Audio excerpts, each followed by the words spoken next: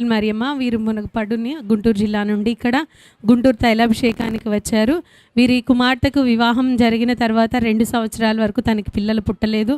పిల్లలు పుట్టినప్పుడు వారి తల్లి దగ్గరికి వచ్చి తను అంది, నాకు 2 సంవత్సరాలైన పెళ్ళై నాతో పెళ్ళైన వారు అందరికీ పిల్లలు పుడుతున్నారు, నాకు ఇంకా పుట్టలేదమ్మా, హాస్పిటల్కి తీసుకెళ్ళి చూపించండి అని అన్నప్పుడు, మేము ఆల్రెడీ పెళ్లి చేసి అప్పులైపోయాము, ఇప్పుడు నీకు మళ్ళీ హాస్పిటల్లో మేము డబ్బులు ఖర్చు పెట్టలేము, కానీ ఇక్కడ గుంటూరులో తైలాభిషేకం జరుగుతుంది, అక్కడ దైవజనులు ఇసాక్ గారు ప్రార్థన చేస్తే దేవుడు గర్భఫలాలు ఇస్తున్నారని చెప్పి వారి కుమార్తెని ఇక్కడికి తీసుకురావడం జరిగింది.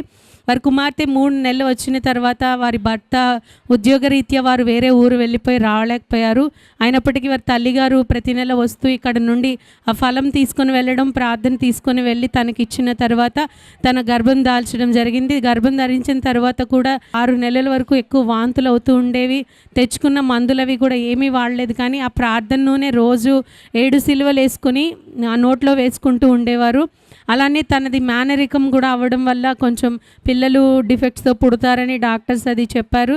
వారు ఇక్కడ సాక్ష్యం చెప్పుకుంటాము ఆ బిడ్డ విషయమై, కుమారుడైనా కుమార్తె అయినా ఎవరైనా పర్వాలేదు, నార్మల్ డెలివరీ అవ్వాలని ఇక్కడ ప్రార్థన చేసుకుని వెళ్ళారు.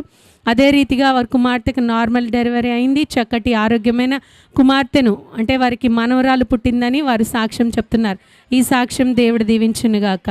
ఆమేన్.